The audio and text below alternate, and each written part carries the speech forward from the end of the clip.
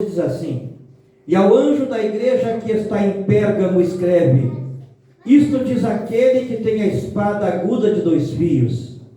Eu sei as tuas obras, e onde habitas, e onde está o trono de Satanás, e retens o meu nome, e não negaste a minha fé, e ainda nos dias de Antipas, a minha fiel testemunha, a qual foi morto entre vós, onde Satanás habita. Versículo 14: mas umas poucas coisas tenho contra ti, porque tens lá aos que seguem a doutrina de Balaão, a qual ensina Balaque a lançar tropeços diante dos filhos de Israel, para que comessem dos sacrifícios de idolatria e se prostituíssem. Assim tens também os que seguem a doutrina dos nicolaítas, o que eu aborreço. Versículo 16. Se você puder grifar na sua Bíblia, fica à vontade, não tem pecado nenhum riscar a Bíblia. Versículo 16, que é o âmago dessa leitura, diz assim: arrepende-te, pois, quando não em breve virei a ti, e contra eles batalharei com a espada da minha boca. Quem tem ouvido, ouça o que o Espírito diz às igrejas.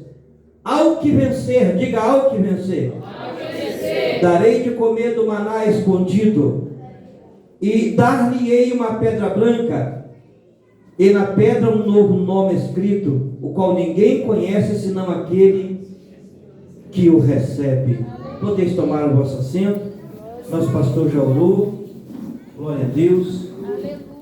Deus fiel. Queridos, esse livro, ele traz para nós um significado muito amplo.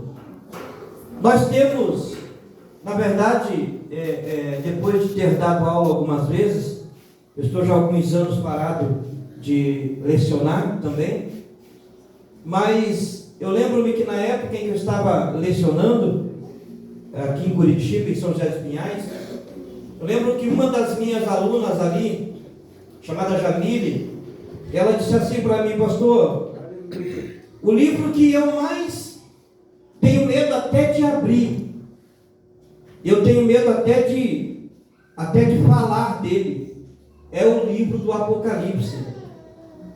E eu disse assim para ela: não, você não precisa ficar com medo desse livro. Para você começar a entender, esse livro é um livro que nós temos nele a base da revelação. Nós chamamos isso de o alicerce da revelação desse livro, que é você saber trabalhar com as 3 linguagens da Bíblia. A primeira linguagem da Bíblia é a linguagem literal. Jesus, ele diz que essa linguagem literária na Bíblia nem sempre é literal. Existem pessoas que fazem da Bíblia em si, ela como uma mensagem literal. Por exemplo, para você entender o que eu estou falando aqui, quando Jesus diz assim, eu sou o pão vivo descido do céu. Na interpretação literal, Jesus seria de fato um pão que desceu do céu. Mas não é isso que o Apocalipse está tratando. O livro não é inteiro literal. Logicamente, a segunda linguagem da Bíblia e do livro também seria figurativo. O que tem nele escrito, os 22 capítulos nele escrito, são os 22 que tratam também de uma base figurativa, figuras que trabalhamos aqui. Por exemplo, para você entender, o dragão que sai do mar, ali é uma representatividade de uma linguagem, ou seja, de uma linguagem figurativa, que entendemos que esse dragão ali, ele representa um governo. Nem sempre representa um homem, mas representa um governo. Logicamente, até Isaac Newton trouxe interpretações profundas no livro do Apocalipse. Dmitri, um grande entusiasta e escritor, ele disse que o Apocalipse não é para se temer a sua mensagem. Ele diz, é para se temer o mensageiro. Observe que aqui ele diz assim: as igrejas, que são 7, que eram contemporâneas entre si, estavam vivendo o que nós chamamos de um viés, ou seja, um desnível espiritual, e até mesmo, como não dizer, de conflitos espirituais. Por quê, pastor? Porque este livro, ele é muito mais do que ter medo. Nós também trabalhamos com uma linguagem chamada linguagem literal, figurativa e linguagem simbólica. Toda a mensagem dele nem sempre é simbólica, nem sempre é literal e nem sempre é figurativo. Então você vai ter que estudar esse livro dos pés à cabeça para você entender o que você está lendo. Quando a minha aluna perguntou para mim, pastor, eu tenho medo deste livro, eu disse, não precisa você ter medo. Primeiro você pega o capítulo 1, capítulo 2, o capítulo 3 e até o capítulo 4, você tem uma excelente mensagem com o primeiro século que ainda reside no apóstolo João. E a Bíblia Sagrada diz que até o ano 98, o Apocalipse ainda não tinha terminado de ser escrito. E a Bíblia Sagrada diz que no capítulo 4 acontece algo fenomenal. João não está mais na Turquia, na ilha de Patmos. E é muito bom entendermos que Dmitry, no seu livro Comentário Histórico, ele diz: por que é que João fora lançado na ilha de Patmos, pastor? E ele diz assim: a ilha de Patmos, para quem não sabe, fora dado para Selena. Quem era Selena, pastor? Ela ganhou um dos nomes de Selena como Diana. Para quem não sabe, Diana, também a Diana dos Efésios, ela tinha aproximadamente a representatividade de 17 seios. Aqueles 17 seios era a representação de que ela alimentava todo o império, ou seja, ela era o ponto central na Ásia, lá na Turquia, no primeiro século. E esses dias nós estávamos conversando e entendendo que o islamismo chegou na Turquia e arrancou o que era de primazia o cristianismo. E é bom que os irmãos entendam que toda esta região também era uma região, até mesmo que nós chamamos multiétnica. Pensa num número elevado de pessoas de etnias diferentes. Da mesma forma, reflete-se na igreja. Se a cidade tinha uma multietnia, lá tinha palestino, lá tinha árabe, lá tinha, nós estamos falando de negros, até mesmo da África sofrida, nós estamos falando de vários grupos de pessoas, como os poloneses, que ali com outra naturalidade se encontram ali. Imagine a igreja que está na mão, até mesmo aqui neste período desta igreja de Pérgamo, nós sabemos que aqui já o pastor dessa igreja era Antipas. E Antipas, que era também discípulo de João e também de Irineu, sabemos também que esse Antipas aqui, ele teve uma morte trágica, simplesmente porque ele morreu de uma morte trágica. Simplesmente porque ele não queria negar a Jesus. Outra coisa, a palavra que aparece aqui, pastor, a palavra testemunha. O que é testemunha, pastor? A palavra testemunha que significa um mártir. Alguém que está dando a sua vida em prol de uma causa. E hoje nós vivemos o cristianismo chamado cristianismo da complexidade. Por quê? Porque quando você pega o século I, você só tem o cristianismo original no século I. A igreja do primeiro século não estava ligada a Roma. A igreja do primeiro século ainda era a era que imperava, chamado período antes apostólico, que nós chamamos a igreja que reside na ordem doutrinária dos apóstolos. Isso é Atos capítulo 2, versículo 41 a 42. A Bíblia diz que era a doutrina dos apóstolos. A Bíblia diz em Lucas capítulo 6, versículo 40, a Bíblia diz assim, olha, nenhum discípulo é superior ao seu mestre. Depois ela diz, mas todo discípulo bem instruído será como o seu mestre. Pastor, eu não estou entendendo. Isso significa que a igreja de Jesus Cristo, do fio ao pavio, do primeiro apóstolo ao último apóstolo, do primeiro discípulo ao último discípulo, em todas as questões litúrgicas, não saía, não tomavam viés e nenhuma curva sequer. Tudo que Jesus ensinou, eles faziam no formato para a glorificação de Jesus. Levante a sua mão e diga, glória seja dada ao nome de Jesus. Só que havia um problema sério, que é o mesmo problema de hoje. A igreja daquele primeiro século era uma igreja bênção. Por quê? Porque a igreja orava e Jesus abria as portas. A igreja orava e Jesus batizava. A igreja orava e Jesus trazia cura. A igreja orava e os demônios iam embora. O problema é que aquele século gostava dos milagres da igreja, mas não queria o compromisso com o Deus da igreja. Levante a sua mão para o céu e diga glória a Jesus.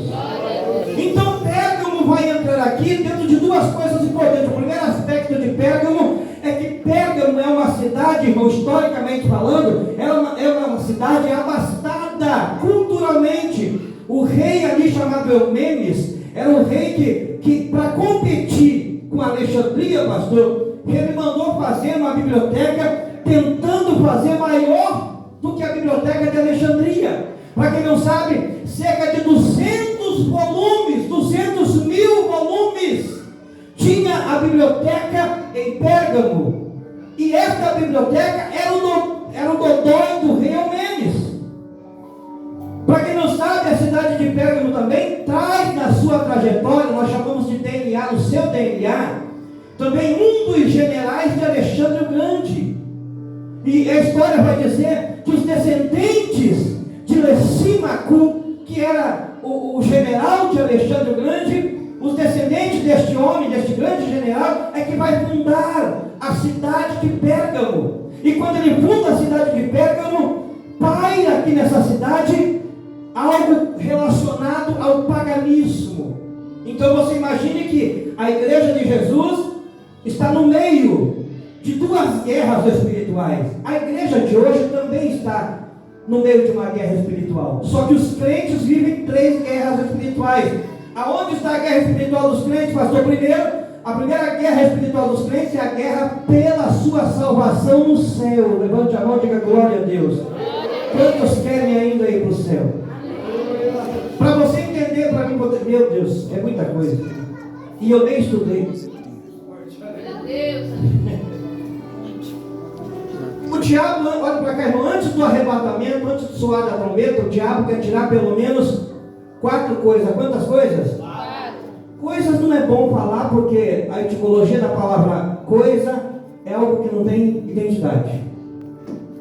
E a Bíblia está bem revelada e bem interpretada e bem ilustrada e bem colocada na sua etimologia. Nós temos aqui 4 pilares que o diabo quer arrancar. Número 1, o diabo quer arrancar o temor dos crentes antes do arrebatamento da igreja. Olha para o teu irmão e diga assim: o sangue de Jesus tem poder. O sangue de Jesus tem poder. Por que o diabo quer tirar, olha para cá, o temor? Porque ele odeia o altar. Diga, ele odeia o altar. Ele odeia o altar. Ele quer arrancar o temor, porque ele odeia o altar. Por que você acha que Deus operou lá no Antigo Testamento, lá no livro de Crônicas, a Bíblia diz que Esdras, ele resolveu fazer um altar de madeira. Para quem não sabe, dentro da linguagem etimológica da palavra, este altar de madeira era a representação de um judaísmo simples. E a primeira coisa que o diabo quer tirar da igreja do coração dos crentes é o seu temor para afetar o altar. Porque ele quer tirar do altar, olhe para cá, a simplicidade da igreja. O que mexe com a igreja, o que mexe com o inferno, olhe para cá, não é o seu ouro e a sua prata. Até porque se você pegar o livro de Jó, e é gostoso isso, Jó vai ressaltar pelo menos 4 coisas da nossa vida. Primeiro ele fala da matéria, e ele diz que para o mundo do além, a matéria que nós temos, ela é pó. Tudo que é feito do barro é pó, tudo que é feito da pedra é pó. E ele diz, é pó. E é assim que o mundo exterior vê as coisas que nós temos, como matéria fraca, porque pó é pó, tudo que é pó é pó, o que é barro é barro. Não entendi, pastor? Preste atenção. Ele quer tirar a simplicidade da igreja. A maior beleza que a igreja tem não são os seus cartões de alta credibilidade e nem a popularidade com o mundo lá de fora. Não se esqueça, os irmãos aqui, nós somos pentecostais, e esta é a essência pentecostal. Para quem não sabe a palavra igreja, que vem de eclésia, tirado de dentro para fora, cristã, que é ligado na videira verdadeira, e protestante, que nós somos conhecidos como protestantes, porque protestamos contra um sistema que Cristo não está no centro. E nós estamos vivendo isso na música, estamos vivendo isso nas pregações, estamos vendo isso nas administrações. Paulo diz, aquele que preside com cuidado. Por quê? Porque o que o diabo quer arrancar é aquilo que não se dá atenção. Por isso que hoje você ouve um hino, você não arrepia mais. Por isso você vê quando alguém vem aqui para louvar, ele não fala eu vou louvar a Deus, eu vou cantar. Ele também não chama Jesus mais de Senhor, ele chama Jesus de você. E Jesus é bem grande para a gente chamar ele de você. Eu sou de uma geração que se o filho chama o pai de você, ele apanha na boca, porque é falta de educação e de respeito. E como é que a gente chega para Jesus e diz, você é Jesus? Quem está ouvindo a voz de Jesus aqui? Pastor, não estou entendendo. A igreja de Pérgamo começou perdendo aquilo que não imaginaria que era perca. Eu vou explicar de novo. A igreja de Pérgamo não deu atenção e começou a perder aquilo que ela não considerava perca. A igreja de hoje está perdendo o seu temor. E eu quero dizer uma coisa aqui para a igreja, como pastor pentecostal que sou. Se a igreja de Jesus, o templo de glória, antes eu falava para outra, mas a igreja templo de glória perder o temor, o primeiro a pedir tchau é o divino Espírito Santo. E se o Espírito Santo sair daqui, não tem mais cura. Se o Espírito Santo sair daqui, não tem mais comunhão entre casais. Se o Espírito Santo sair daqui, não tem mais respeito de pais para com filhos. Não tem mais desejo de ministério. Não tem mais batismo com o Espírito Santo. Não tem mais presença gostosa dele no congresso, nem cultos normais. Hoje o Espírito Santo está falando para a igreja: abra seu coração, porque tem temor de Deus aqui. Vou chamar você assim. Alaboro, Pinagacera, eu faço a Gaia. Enquanto o templo de glória tiver temor, pastor Diego nunca vai precisar chamar a atenção de irmãs para se vestir como se deve. Porque quem tem temor de Deus, ela diz: eu sei onde é o meu lugar. Aleluia. Eu sou dessa geração de mulheres que sabia se comportar sem ninguém cobrar. Mas quando se pede o temor, precisa o pastor chamar do altar a atenção para o que fala, como fala, do jeito que fala. Esses tempos atrás, um amigo disse: o que o senhor acha de gente que prega no altar de tênis? Eu disse: o problema é dele. Para mim, para pregar de tênis, para pregar sem tênis, para pregar. Eu já preguei em igreja onde ninguém podia subir de sapato, tinha que subir de descalço. Porque Moisés, quando estava no monte, Deus falou para ele: tira a sandália do teu pé. Ele disse: pois é, o problema é que Moisés tem a sandália e eu tenho sapato, como é que a gente faz? Pastor Justo, não estou entendendo. Sabe o que é que tinha em Pérgamo? A primeira coisa que tinha em Pérgamo, que Pérgamo não percebeu, é que ela tinha valores. E valores que ela não imaginou que o que faria. Por que o Senhor está repreendendo a igreja de Pérgamo, pastor Gilson? Porque a palavra Pérgamo significa fortaleza. Diga fortaleza. Fortaleza. Só que a mensagem não é para a cidade, porque a cidade é de Eumenes. A mensagem de Jesus para Pérgamo não é para a cidade, é para a igreja. Por quê? Porque Pérgamo foi uma igreja que nós chamamos de sincrética. O que é sincrético, pastor? É quando você pega uma coisa e mistura. Você faz uma mistura. É que nem você, o irmão, como é que é o seu cunhado aqui? Nossa, eu vi um pouco na igreja, estou esquecendo o nome dos irmãos. Irmão Wesley pega um rock ali, pega um sertanejo, algo melancólico, e faz uma mistureba. E começa com rock, coloca no meio sertanejo e termina com a música eletrônica. O povo não entendi, foi nada. É isso que é sincretismo. A igreja de Pérgamo achou que dava para manter a presença de Deus fazendo uma mistureba e achando que Deus ia ouvir e fazer assim, ó, gostei. Não. Por que é que Jesus repreende a igreja de Pérgamo? Porque olha o que ele está dizendo. Quem pode ler comigo aí, se você pode? Olha aí. Versículo de número 13. Eu sei as tuas obras e onde habitas, que é onde está o trono de Satanás, e retens o meu nome, e não negaste a minha fé. Ainda nos dias de Antipa, a minha fiel testemunha, a qual foi morto entre vós, onde Satanás habita.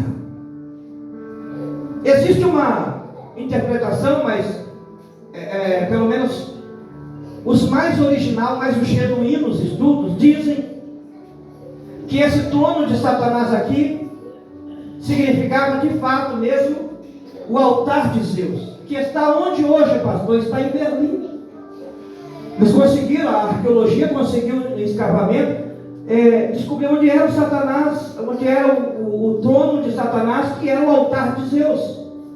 Só que a cidade tinha duas coisas: tinha o altar de Zeus e também tinha uma comemoração, uma celebridade, uma celebração para Esculápio, que era o deus da medicina, a cobra da cruz, que ainda tem hoje. Para quem não sabe, todo guarda. Tem alguém aqui que trabalha na área da medicina? Tem alguém aqui? Quem já viu aqueles guarda-pó médicos? Tem uma imagem ali, aquela imagem é a imagem de Esculápio, que está até nos nossos dias. Como diz o pastor Aristides, ele diz assim: pastor Gilson, a cobra já foi morta, mas o espírito dela tenta ressuscitar todo dia. Ele disse: o diabo é sujo. Ele diz assim: nem o tempo conseguiu sufocar Zeus, mas Esculápio diz: eu vou arrumar um lugar para me ficar diante das nações eternamente. Aonde? Vou entrar na medicina. Só que a igreja de Pérgamo não imaginava isso, e Jesus está repreendendo severamente. Ele diz: eu sei as tuas obras. Porque ele está falando aqui de Antipas. Quem era Antipas, pastor? Era o pastor. O homem que foi morto. Como que ele foi morto, pastor? A morte, você sabe que geralmente quando você faz alguma coisa certa e alguém detesta você, tenta jogar você em tragédias. Quem não quer o seu bem, até o jeito de te eliminar é catastrófico. A pessoa diz: não, tem que dar um jeito. Você já viu como é que as pessoas, já viu como é que o marido mal amado, marido que não tem amor nem nele, você viu como é que ele mata a companheira dele? Mata, picoteia, joga na soda causticante e enterra no fundo da casa para que ninguém descubra. Por quê? Porque é assim que o diabo age, irmão. Antipas foi colocado dentro de um touro de bronze. Quem aqui já viu esse touro? Está na internet isso aí. E aí, eles eram tão terríveis que tinha uma portinha do lado da barriga do touro e outra forma em cima. Então colocava a pessoa lá dentro, ela ficava deitada, colocava fogo embaixo da barriga, só que dentro do touro tinha uma buzina. Quanto mais o fogo aquecia, imagine o bronze ficando quente. Quem aqui já fez carne de frango em coisa de tacho de aço? Quem já fez? Você viu que cola lá a carne? Imagine como é que ficou Antipas lá dentro. Antipas disse: o que é que eu fiz de errado? E o diabo gritava: tu só quis glorificar o Nazareno. A igreja, olha para cá. A igreja, irmãos, escute o que eu vou lhe dizer. Eu quero falar em alta condição isso aqui, já para me devolver para o pastor. A igreja está num ambiente, num território que não é dela. De lá para cá ela ganha um abraço, um aperto de mão, mas não se esqueça, Jesus diz: vocês são odiados porque eu sou odiado. E eu quero dizer para você que ser odiado por causa de Cristo, crente assim não pode ser mal visto não. O irmão só fala que é perseguido. Não. Crente perseguido, irmão, ele tem alguma coisa boa lá em cima. Quando alguém está dizendo assim: eu não gosto daquela igreja porque os louvor, olha, mexe com o meu ouvido. Saiba que o louvor aqui não é para massagear a água de ninguém, é para louvar ao Cristo vivo. Agora isso só faz a diferença onde tem temor de Deus. A igreja que tem temor de Deus, o seu louvor mexe com o mundo espiritual. E quando ela começa a louvar aqui, Jesus fica de pé no trono, dizendo: louva, pequenina, louva, pequenina. Levante a mão para o céu assim. Quem é batizado no Espírito Santo aqui, abra a boca e fala em línguas estranhas, porque o diabo te odeia, crente. Olha para o irmão e diga assim: o diabo te odeia. odiar. Diga, enquanto a glória for de Jesus, o inferno te odiará. Diga, o dia que você perdeu o temor, todo mundo vai dizer assim, que pregação bonita. Eu fico uma birra quando alguém diz assim, pastor Gilson, desculpa, viu? Mas que pregação bonita. Eu digo, oh, miserável, não entendeu foi nada. A gente não está aqui para pregar bonito, irmão. A gente está aqui para pregar mensagem. Que coisa é? Quando eu terminei o meu bacharelado, eu fiquei meio louco da cabeça. Eu disse assim, eu vou para uma igreja bonita, sabe? Onde o pastor é letrado, é culto. O primeiro culto que eu fui lá, a pregação era em castelhano, a segunda era em italiano, a terceira era em inglês, a quarta era em hebraico, a quinta era em aramaico. Eu disse, esse sim é tipo de igreja. Só que eu não entendi, porque toda vez que o pastor pregava, e era uma pregação bonita, então eu estava bem espiritual, eu disse, glória a Deus. E um dia ele me chamou para tomar café com ele no escritório pastoral. Ele disse assim, irmão, o senhor vem de qual denominação? Eu disse, eu vim da fulana de tal. Ele disse assim, o senhor é pentecostal. Eu disse, sou pentecostal. Ele disse, a igreja, eu tenho percebido e a igreja também. O senhor não consegue falar glória a Deus baixo, né? Eu disse, não. Eu disse, com essa pregação do senhor aí, que coisa mais linda é essa? Imagina, a gente lê em tempo real hebraico. O senhor traz a interpretação. Foi coisa fenomenal. Eu não estou acostumado com isso, só no seminário. Ele disse, então, mas eu acho que é melhor você procurar, como diz a sua turma, né? Eu disse, por quê, pastor? Ele disse assim, é porque nós aqui, nós mantemos um ambiente silencioso. Ou seja, ele fala e você fica quietinho, sentadinho no seu banco, dizendo, se dizer aleluia, já está fora, mas para dizer aleluia. E aí eu olhei para ele depois disso. Na época eu cheguei em casa, falei para minha esposa disse assim, glória a Jesus, até que enfim se aprendeu. Eu disse, por quê? Ela disse, porque meu filho, tira o peixe fora da água e ele vai morrer. Se você nasceu no pentecostalismo, o que você está fazendo no meio de um povo que fala bonito, mas está morto? Olha para o irmão e diga assim, aqui a palavra é fogo. Por isso que nós pegamos fogo. Quem aqui tem fogo, levanta a mão para o céu, glória a Deus. É por isso que a comida aqui é diferente, irmão. Para comer aqui tem que ter estômago não de girafa, tem que ter estômago diferente. Porque você vai comer pão cozido no fogo. Se você sair por aí comer bolacha, tu vai ficar sem resistência na saúde. Mas se você comer pão cozido na brava, irmão, você vai ter força para caminhar, vai ter força para caminhar. Eu vou chamar para o céu de glória a Deus. É por isso que Antipas diz, olha, pode me matar, mas eu não abro mão. Por que, Antipas?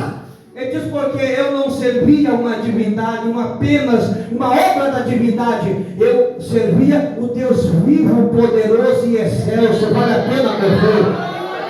Agora, a história diz que toda vez que ela colocava uma pessoa lá dentro, a buzina gritava. Porque a pessoa gritava, porque estava sendo colada no bronze. Só que não tem nenhum texto dizendo que Antipas gritou. Por quê, pastor? Porque isso é uma crença minha, não precisa você crer. Lembra disso? Quem lembra de Estevão aqui? A Bíblia diz que pegaram pedras para jogar em Estevão. E quando pegaram a pedra, e tinha até o tamanho da pedra, porque a lei diz que o herético tinha que ser morto até o tamanho da pedra e a mão certa. Quando Estevão viu aquelas mãos, Estevão olhou e disse, Pai, perdoa eles, porque eles não sabem o que fazem. Aí alguém diz, que você está cochichando? Ele diz, eis que vejo o Filho do Homem. Pastor, não entendi. Eu acredito que antes de Estevão levar a primeira pedrada, Deus já tinha, sai daí, Estevão, vem para cá. Volta para casa, Estevão, levante a mão para o céu. Diga, glória a Deus, não entendi, pastor. Antes de Antipas morrer atorrado dentro daquele couro, Jesus disse, vem para cá, Antipas. Você não pertence a este mundo, Antipas, vem para cá, rapaz. Levanta a mão no céu, diga, eu não sou daqui.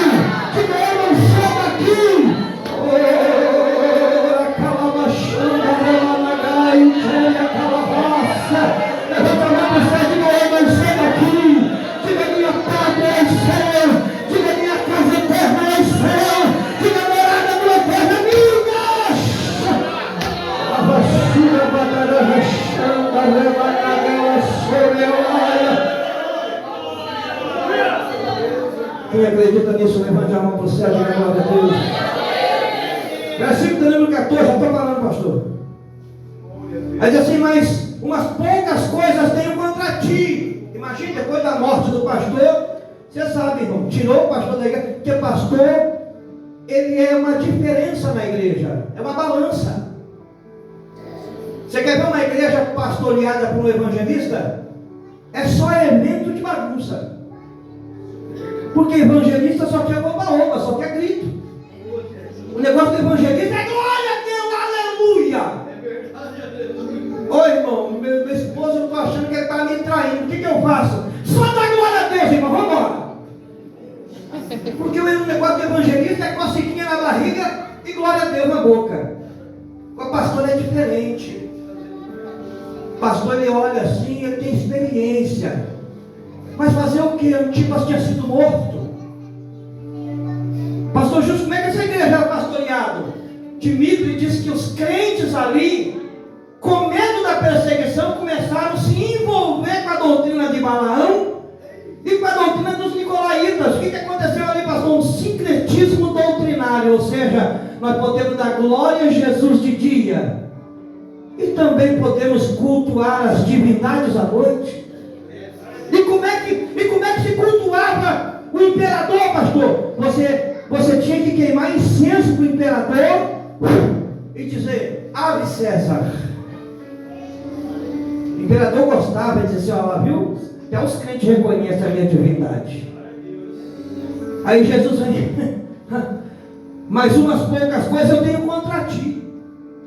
Eu sei que vocês estão bem, vocês moram numa cidade bonita, tem uma biblioteca lascada de bonita, até competindo contra a Alexandria, está tudo bonito, só que tem uma coisa, saiba que vocês estão gostando, mas eu sou contra.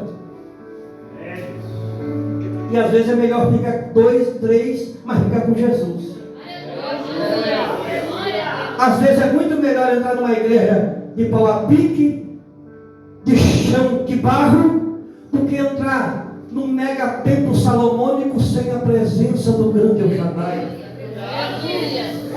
Do que adianta? Olha para cá.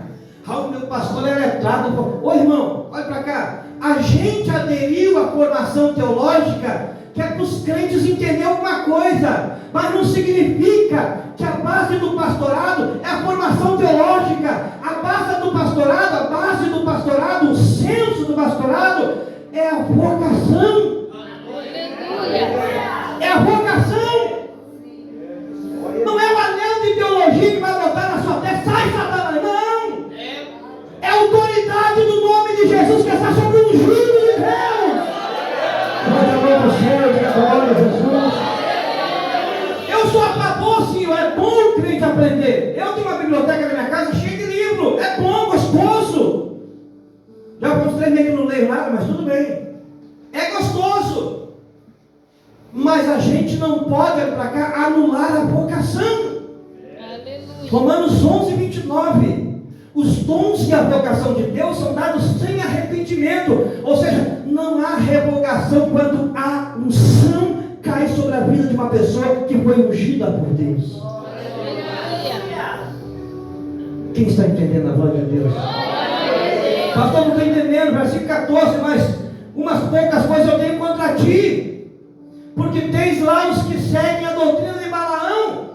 Olha para cá, irmão. Cuidado, nós não estamos aqui para andar conforme o vento leva, não. Quem quer ir para o céu tem que entender que tem que ter regra cristã. Quem aqui quer ir morar com Jesus? Lembra que eu disse que o diabo quer tirar antes do arrebatamento o temor? E a gente já vê na sociedade pessoas que se comprometem, até mesmo se comportam sem temor de Deus. De vez em quando eu vejo umas irmãs dizendo, aí mano, eu disse, eita, legal, tá bom, fazer o que, né? Pô maluco, não sei o que lá, eu disse, interessante. Lá na igreja, saião, cabelão solto, na frente da autoridade da igreja. Meus irmãos, vamos dar glória a Jesus, aqui junto com os filhos, daí maluco. Jesus disse a ninguém chameis raca, porque raca é a mesma palavra que louco. E louco é o mesmo que maluco. E a Bíblia de Jesus disse, porque o louco é réu do inferno. Toda vez que você chora do seu irmão, e aí maluco, você está chamando de réu do inferno. É isso que você quer? Não, irmão, não dá para servir dois senhores. Ou você serve Cristo, ou você anda na doutrina de Balaão. Ou você serve a Jesus, fica com Jesus e vai morar com Jesus, ou você vai ficar com a doutrina de Balaão e quando o arrebatamento acontecer, você vai ficar aqui. Por quê, pastor? Porque é claro que você pertencia a uma igreja, é claro que você vinha nos cultos, mas você não tinha temor de Deus. Você acha que o diabo está de braço cruzado, olhando para vocês e continue na igreja, irmã? Não, irmão, ele quer tirar o seu temor. Crente sem temor não tem mais força de frequentar a igreja. Crente sem temor não tem mais graça para poder buscar a Deus. Crente sem temor nem ora em casa, irmão. Não ora, ele só ora aqui. Eu sou um tipo de crente que eu não faço, eu não represento o papel de ninguém. Eu também não uso personagem. O que você está vendo aqui não é personagem. Eu sou aquilo que eu sou. Se eu puder vir na igreja, eu venho. Se eu não puder, também não venho para atrapalhar. E se for para mim dobrar o joelho para orar, eu não vou dobrar o joelho para dormir. Eu vou dobrar o joelho para orar. Agora tem gente que diz, eu vou dobrar o joelho aqui para o pastor ver que eu estou orando. Não, irmão, faça para Jesus, porque foi ele que morreu por você na cruz. Levanta a mão para o céu, assim da glória a Jesus. Coloque a mão no coração e diga, eu não sou de Pérgamo. Diga, eu sou de Jerusalém. Diga, eu não sou de Pérgamo. Diga, eu sou de Jerusalém. Diga, minha pátria é Jerusalém. Olhe para cá, já estou terminando. A quem você vai ouvir hoje? Pastor, servir a Jesus é a minha alma. Mas a doutrina de Balaão também mexe comigo, pastor. Pois dá para mim ser de Jesus e dá para mim ser do sistema do mundo. Não dá não, irmão.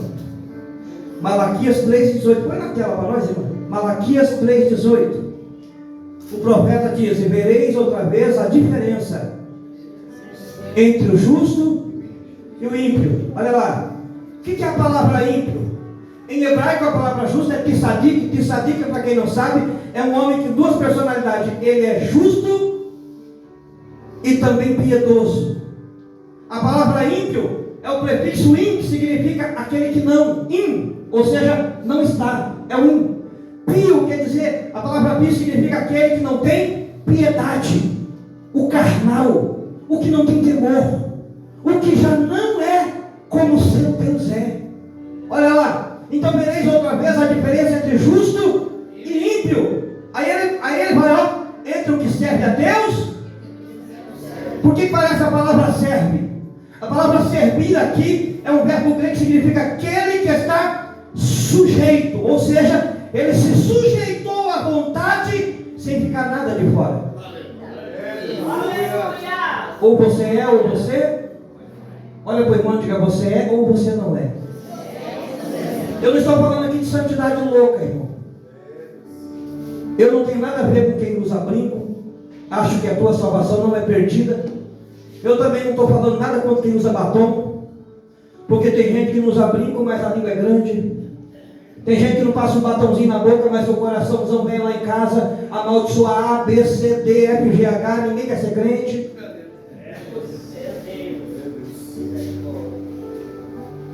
Nós temos que ser crente, cristão de verdade. O que é um cristão, pastor? É um pequeno Cristo. Agostinho diz isso, mas eu gosto da palavra de Irineu. Ele disse, um cristão é um pertencente a Cristo, uma propriedade de Cristo. Olhe para cá. Quem você vai sair daqui hoje nessa ceia sendo? Você quer saber se você ainda tem temor? Quem quer saber, levante a mão.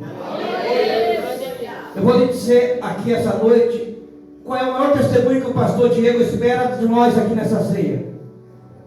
É que em nossos corações esteja queimando por este dia da ceia. Eu sou de uma época, quando eu aceitei Jesus, eu tenho 27 anos de crente. Quando eu aceitei Jesus, meu pastor dizia, cristão que é cristão tem que vir para a ceia. Porque se ele não vir para a ceia, naquela época usava o verbo desquitado, ele está desquitado de Jesus. Eu dizia, como assim, pastor? Não entendia muita coisa. Ele dizia assim, Se fosse hoje eu ia entender, mas naquela época eu dizia, como é que desquitado, o que é isso? Ele dizia assim, ele não é de Jesus. Eu disse, mas como nós estamos na igreja, olha a roupa dela. Ele dizia assim, mas não é de Jesus. Cristão que é cristão precisa vir para a ceia. Cristão que é cristão no dia da ceia, ele tem marcado lá no caderno dele, dia da ceia, tal dia. Põe para mim João 6,53, irmão. Olha lá, mais umas poucas coisas eu tenho contra ti, que tens lá os que seguem a doutrina de Balaão. Segue, irmão, aqueles que cumprem, aqueles que fazem. Olha aí, Jesus, pois, lhe disse, na verdade vos digo, se não comerdes a carne do Filho do Homem, não beber o seu sangue, o que acontece? Não tereis vida em vós mesmos. E quem não, o corpo que não tem vida está? Olha para o irmão e diga assim, você está vivo ou está morto? Vou deixar para você responder, viu?